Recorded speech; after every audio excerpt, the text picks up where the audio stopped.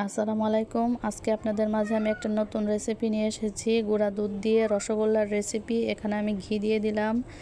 আমি এখন গুঁড়া দুধের সাথে ঘিটাকে ভালো মতো মাখিয়ে নেব। এখন আমি হাফ চামচ এরকম বেকিং পাউডার দিয়ে দিব। এখন এটাকেও আমি ভালো মতো মেখে নেব। আমি আগে থেকে একটা ডিম ফেটিয়ে রেখেছিলাম, অল্প অল্প করে এখানে দেব, পুরাটাই দিয়ে দিব না। তো এটাকে এভাবে মেখে নিয়েছি। এখন আমি 10 মিনিট এভাবে ঢেকে রাখবো। এখন আমি এই শেপটা দিয়েছি, আপনারা যার যেরকম শেপ পছন্দ।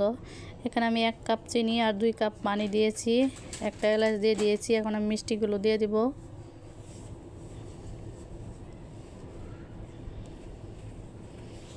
এখন আমি ঢাকনা দিয়ে ঢেকে দেব, মাঝে মধ্যে ঢাকনাটা খুলে দেব।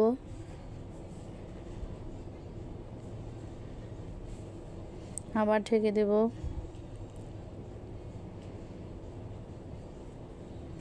মিষ্টিগুলো কত বড় হয়ে গেছে।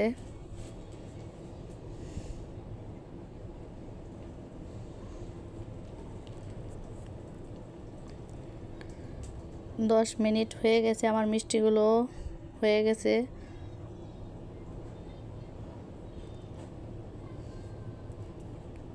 অনেক বড় বড় হয়ে গেছে। এভাবে আপনারা ট্রাই করে দেখতে পারেন। আর দোকানের থেকে কোনো অংশে স্বাদে কম নয়।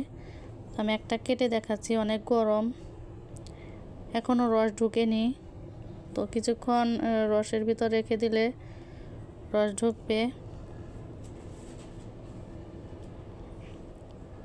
আমার রেসিপিটা যদি আপনাদের ভালো লেগে থাকে, ফেসবুকে আমাকে ফলো দিয়ে দিবেন আর ইউটিউবে সাবস্ক্রাইব করে দিবেন। ধন্যবাদ সবাইকে।